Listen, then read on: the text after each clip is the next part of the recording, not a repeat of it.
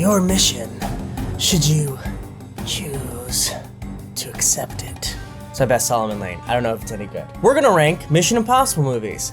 I love Mission Impossible movies. I still remember the first time it was at a sleepover when I was, I don't know, 9, a little older maybe, 10, and saw the first Mission Impossible and thought it was awesome because it's awesome. I just saw the final reckoning of the Mission Impossible franchise. I do believe it'll probably be the last one. Maybe in like 10 years they'll do another like spin-off legacy something, but I think for now we are done with Mission Impossible series.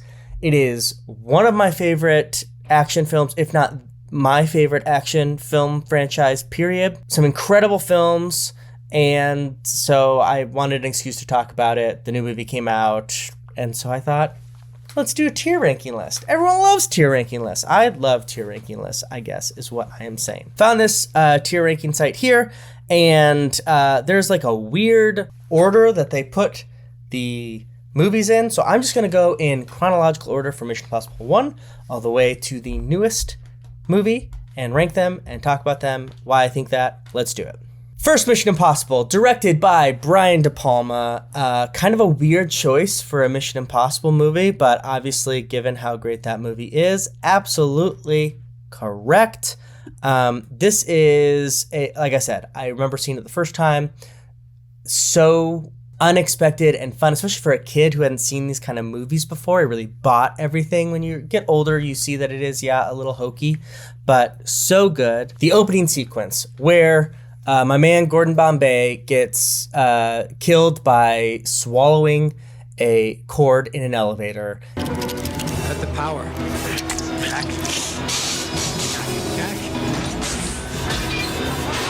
Is so thrilling. It doesn't go well, and then from there you get to the restaurant scene with all the fish, where he uses the gum to blow up the fish and gets away from Kittredge. Super good. And then from there, you go to the heist at Langley, which is obviously iconic and still probably might be the best overall sequence in the films. In any case, just incredible stuff. I love the first Mission Impossible. I actually think I have to put it in A, which is going to make the list a little tough. Oof. I might have to come back to that. Maybe I'm looking through Mission Impossible shaded goggles. No, I think it should be B. It's good. The middle portion is a bit slow. That might be the only thing. I do think Brian De Palma uses the Dutch angle a little too much, but it's a great movie. So good. Let's talk about Mission Impossible 2. Now, this is the one I feel like most people forget because I don't know why. It's a great movie. But it is the worldwide virus, and it takes place mostly in, I think, Australia, if I'm remembering correctly. A lot of doves. Tom Cruise has the cool long hair. Probably most remembered, I think this is the coolest sequence of the film, for the first, 15 minutes, where Ethan Hunt is just, free climbing this incredible wall in probably Utah or someplace, and then they send a missile next to him. He puts on sunglasses, and that's how they tell him about his mission. And he throws the sunglasses at the camera, and it explodes, and that starts the movie. Super cool. There is some good hand-to-hand combat stuff. The jousting motorcycles is cool, but it's all a little overwrought and actually weirdly a little too sexy for the Mission Impossible franchise, and kind of loses its way a little bit there. So this is going to be at the bottom at D for me. Has some good moments, but it's at the bottom. Mission Impossible 3. I remember when this came out, was a huge J.J. Abrams fan before he had ruined the final Star Wars film, and I'm still bitter about him about that. Third one has Philip Seymour Hoffman as this amazing villain. They talk about the rabbit's foot a lot, which is unexplained, which I actually really like in that film, and I'm a little upset that they did it in the new one, kind of explaining that. I thought that was unnecessary. The shot that I remember most in this movie, this is one where people have bombs in their head, and so if they don't do something, they can psh, and they can die because of this pill that is put in them. The main thing that I remember from this film are the Philip Seymour Hoffman performance, and there's this one beautiful shot of Tom Cruise running in Shanghai or Singapore. I don't know exactly where the final scene takes place. I haven't seen this movie in a long time. There's a solid set piece of him running through next to this creek or canal or something, and it's just this beautiful shot with a lot of reds, a lot of blurs, but it's a continuous shot. And of course, Tom Cruise running is great, and that's sort of the beginning of Ethan Hunt or Tom Cruise running really well in an action film.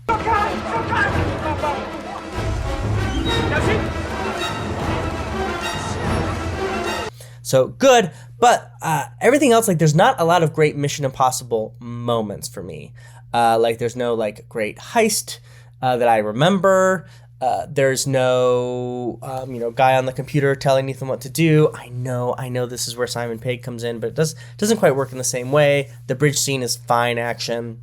I don't know if J.J. Abrams is a particularly good action director. So that's going to be in C for me, sort of lower tier, but not the bottom tier. And I need to see that movie again, to be quite honest. Now we are into the exciting portion of Mission Impossible. I think 4, 5, 6 are like the golden days of Mission Impossible. Ghost Protocol, Rogue Nation, and Fallout. So that might give away exactly where I'm going with some of these. Let's start out with Ghost Protocol. This is where Jeremy Renner enters the picture, directed by Brad Bird, I should say. And I think this is his first live-action film. He's famous for a lot of great Pixar movies like The Incredibles, and now is getting into action. And weirdly, is actually very good at shooting action. Now, the fight sequences, maybe not as much. The actual like conceit of the film is quite good. They have to go underground. Jeremy Renner is sort of on their side, sort of not. He has a backstory. The main things that are on my mind from this one is this is the one with the great Kremlin set piece, which is wonderful. Burj Khalifa scene in Dubai is quite extraordinary. Absolutely fantastic. Blue is glue, red is dead. That whole thing. Plus, forgotten a lot of points in that movie is the switch between Leo Seydoux and Paula Patton. That's great stuff. And then that basically goes immediately into a good final set piece, not a great one, in India. That's where it sort of slows down a little bit for me. But Ghost Protocol definitely has to go into the A tier for me. And this is really just like this franchise is really knows where it's going. Bonus points, by the way, for the end, for the final, just seeing his wife, Bridget Monahan. Is it Bridget Monahan? I don't remember her name in Michelle Monaghan. Is her name Bridget in the movies? I'm forgetting. Anyway, the scene where he looks at his wife at the end of Ghost Protocol in San Francisco, I think is where they are. Quite extraordinary. Good tug at the heartstrings, and it's really the start of Ethan Hunt not being like a romantic character anymore and really just like this figure of destiny. Now, if Ghost Protocol is sort of the going up of the franchise, like ascending to new heights, Rogue Nation and Fallout are the sweets, the dessert, the meat you can really sink your teeth in. I think these are the two best of the franchise. Spoiler alert, I'm going to say that here. But Rogue Nation introduces Rebecca Ferguson as Ilsa Faust to the franchise, and it is a perfect secret sauce of what Ethan Hunt and his team needs, because Ethan Hunt has his like staunch friends at this point, Luther and Simon Pegg's character, who are there with him, supporting him. That's his team that he really cares about. There's no like deeper connection outside of those two that is both mysterious, can be in the field with him, but also has like a spark and chemistry with him in a romantic sense, but also even like just like in a deeper sort of soulmate kind of sense, which is what Ilsa eventually becomes slowly through these movies. And the allure of her, Rebecca Ferguson plays so well. And the action scenes in Rogue Nation are astounding. The opera scene where she has to shoot at just the right time, and all the fight scenes that are going on with that, and the place as it's shot, I think that's in Vienna, is just gorgeous and an incredible introduction to a character. And then we're just following her in like an incredible series of events. This is also where Solomon Lane, who's the guy who talks like this, is introduced, who's a really great villain that like does enough to be memorable and exciting, but isn't crazy, over the top, mustache twirling. Oh, so good. They go to, I forget what desert-based country they go to, but this is the big underwater scene where Tom Cruise has to hold his breath for like 7 minutes or whatever to switch out these two cards great, and it's something really unique and new to the Mission Impossible franchise, this underwater, which is of course going to be a theme in the newest film as well. But that is astounding sequence, and then that leads immediately to him almost dying, if you remember right, and Ilsa Faust actually has to bring him back, like with the defibrillator, and that brings their connection closer, and it kind of is the first moment where like, yeah, Ilsa Faust is part of the team. Then it goes right to just this incredible motorcycle scene, which is just fantastic, and then it ends with just this great mix of intrigue and planning and sort of leaving the audience purposefully in the dark with that amazing sequence in London. So, I mean, all of that is absolutely great. Rogue Nation is going to go up here. I struggle. I go back and forth between Ghost Protocol and Rogue Nation on where this should go. Right now, it's Rogue Nation, and it's because Rebecca Ferguson as Ilsa Faust is in there and is just such an interesting part of this world. Now we're to Mission Impossible Fallout. I'm not even going to wait. This is the S tier Mission Impossible for me. And you guys, I have to tell you, I think Fallout is potentially the best action film ever made. It is basically perfect from beginning to end, from the opening sequence of the light the fuse scenario. They trick this one anarchist into thinking that he's actually succeeded and the world is like going into nuclear war. And it's Wolf Blitzer on CNN, and Tom Cruise is actually faking one of the best mask reveals in a long time, that they got this guy to finally give them what they needed without like torturing, but through tricking him, is so good. And that just starts off an incredible movie.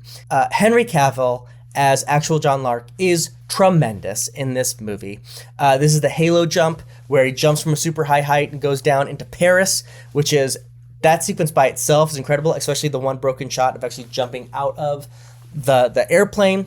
Just spectacular. And then, you know where that ends? That ends on the top of that place in Paris, where we get that incredible bathroom fight scene that is one of the best fight scenes put to film. Fantastic, gritty, brutal, and also has Henry Cavill reloading his hand weapons.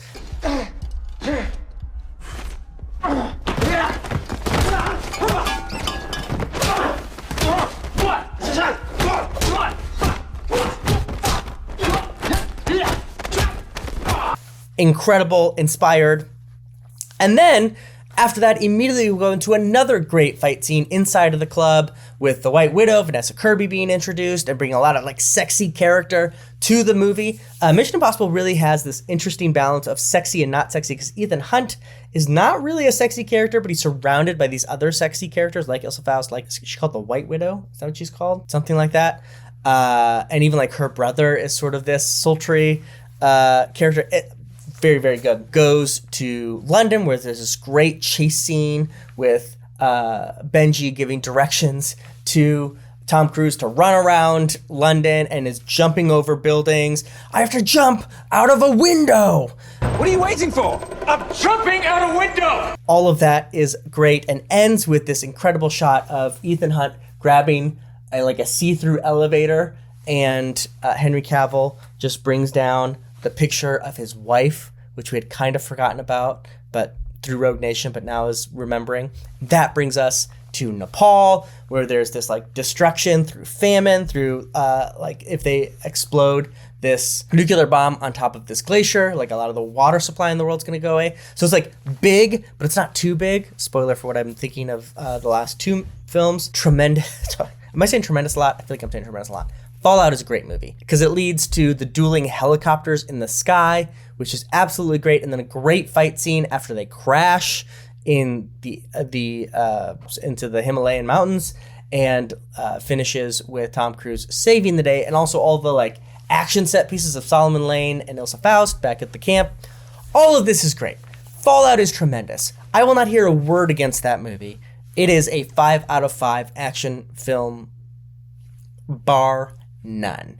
That leads me to the sad reality that the last two films, this Dead Reckoning Part 1, Final Reckoning, or Dead Reckoning Part 1 and 2, for me, is a step down. Dead Reckoning Part 1, first of all, both of them are too long. Both of them are almost 3 hours long. We do not want to do that with our franchises.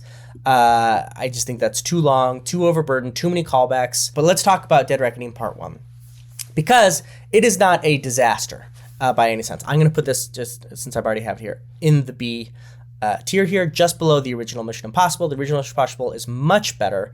Actually, you know what?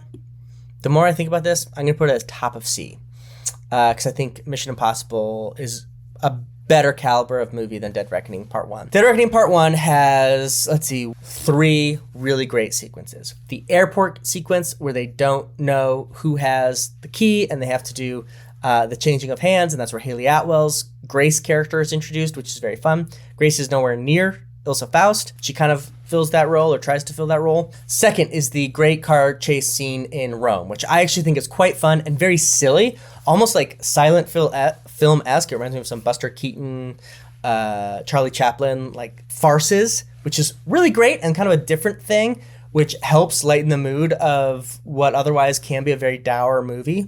And then 3, obviously, the ending train sequence, basically everything from when Ethan Hunt jumps off of the mountain with his parachute all the way through to the falling down trains one after the other is just an incredible set piece. That movie, those 3 things are great. Ilsa Faust dying, obviously, I am broken up about. Do not like. It is quite like I said, a somber moment in a good way. They do take a breath when she dies, and Luther has this very nice speech to Haley Atwell's character. But for the most part, it doesn't hit me as much, primarily because the villains in this story are lame. Gabriel I just don't like that character. I don't think it works. Both the performance and the actual conceit of it is not great. And a big part of that is I think the entity, like this AI, all-knowing AI thing, is not that interesting. And to be quite frank, I hate the trope of like, this person knows anything, everything. So you have to think the opposite of what you think, but maybe that's what you want to think. You think this way. I hate that in books. I hate that in movies. All-knowing, masterminds is just not fun, because then you can never outsmart this person. So you just have to get lucky, and it's just not a good storytelling device. Which leads us to the final reckoning. You guys ready for this? I did not like this new movie. It's gonna be at the bottom here. Not as bad as Mission Impossible 2, but I think quite bad. I've only seen it once. Maybe I will change on the second time around. Try to summarize this fast because I want to get to the end point here, but of reviewing these. But 1, the first hour is basically unnecessary. Too much story, too much introduction of stuff, too many flashbacks, trying to be cute too many times. Like the one guy is Phelps Jr., Jim Phelps Jr. from the first movie, unnecessary. Too many people saying how Ethan is so great. You really feel the difference between Haley Atwell's character and Ilsa Faust's character. In fact, many things that Grace does in the movie doesn't really make sense. They don't have as good a relationship, and it seems like, I bet you it was just dialogue that was written for Ilsa Faust when they still thought Rutger Ferguson was going to be in these movies. They had to switch it out. It is gargled. The stakes are way too high, of just like nuclear war. We don't know why there's a clock on the wall. Why do they know exactly when this is going to happen? Why aren't they pausing it? All kinds of stuff that is just goofy, bad, has not been what these movies have been goofy in the best ways. This is goofy in bad ways. Like literally there was laughs out loud in my theater at the movie when it says certain things. I will say once the submarine scene happens, which is enjoyable, I didn't love it. It is a different kind of Mission Impossible action sequences. There's no like score. It's very quiet. There's no one in Ethan Hunt's ear. It's just him by himself. The plane at the end, all the stuff in South Africa is truly quite just phenomenal that Tom Cruise keeps doing this stuff. I will probably rewatch the movie when it's streaming and just watch that ending portion and maybe the subsequence again. But the actual movie itself I thought was so bad. The emotional beats don't work. The worst sins it committed was killing Luther without in the sloppiest way possible. Like Luther has been with us since the beginning. He's the only other member besides Ethan Hunt that has been here since the beginning. And his death scene is just like really underplayed and really not emotionally heartfelt. And it's like this weird Saw setup where he has to like defuse a bomb to save London, but not resave it. And it's just like, that can't save himself. Bad. Again, the entity I did not like. Gabriel is even worse in this movie and like really like, just like nuts doesn't work there. I was really, really disappointed in the final reckoning. But let's not dwell on negatives. Let's deal on the positives and see where my tier rankings are. Obviously, Mission Impossible is at the top. Then the next sector is Ghost Protocol and Rogue Nation. Incredible. As I said, those middle three, that trilogy is just my favorite, bar none. The first one is after that in a category of its own, so it's great with some flaws. Then we have C, which are movies that have really great parts and parts I really loved, but overall, I didn't think the movie came together quite as well as it could. And then D, both Mission Impossible 2 and the newest one, I think while there are things that I enjoyed, overall tend towards more mediocre film making. And that is my Mission Impossible rank. What do you think? Have you seen them all, especially the newest one? Let me know if you have thoughts about it. Otherwise, first in, last out.